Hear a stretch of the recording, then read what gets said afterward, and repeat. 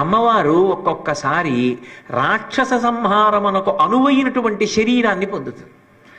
అరుణాసురుడు అని ఒక రాక్షసుడు బయలుదేరాడు శ్రీశైలంలో.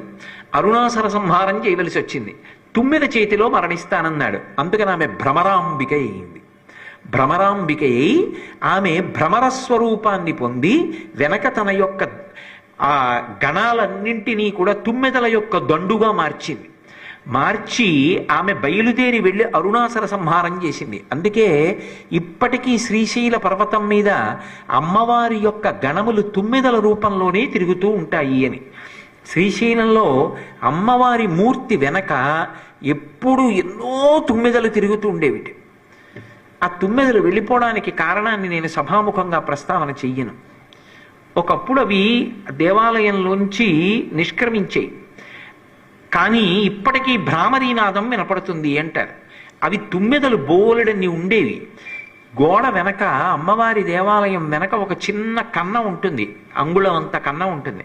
ఆ కన్నం దగ్గర చెవి మోపి వింటే ఝంకారం వినపడుతుంది.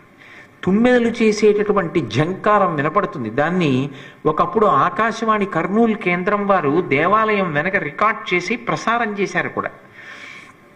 భ్రామరీ ఝంకారం వినపడేది. ఇప్పటికీ అమ్మవారి గణములు శ్రీశైలంలో తుమ్మెదల రూపంలో తిరుగుతుంటాయి. అందుకే పరమ పవిత్రమైన కొన్ని ప్రదేశాలకు వెళ్ళి అపవిత్రమైన పనులు చేసిన, అశౌచంతో కూడిన శరీరంతో అక్కడికి వెళ్ళే ప్రయత్నం చేసిన, లెక్క పెట్టడానికి వీలు లేనన్ని తుమ్మెదల యొక్క గుంపులు వచ్చి శిక్ష వేస్తుంటాయి.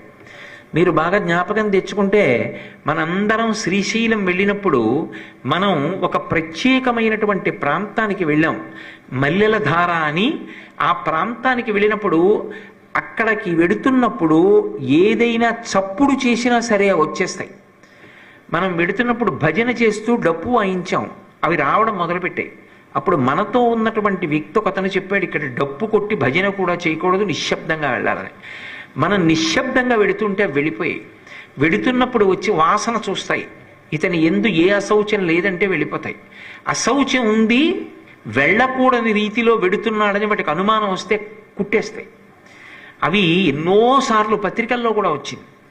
ఇప్పటికీ అమ్మవారి గణములు తిరుగుతూ ఉంటాయి అని ప్రఖ్యాతి. అందుకే శ్రీశైల శృంగే వివిధ ప్రసంగే శేషాద్రి శృంగే సదా వసంతం తమర్జునం మల్లిక పూర్వమేనం అంటారు శంకర భగవత్పాదులు యోగతారావళిలో. పరమాద్భుతమైనటువంటి విషయములకు ఓషధులకు నిలయమీది అంటే శ్రీశైల పర్వతం.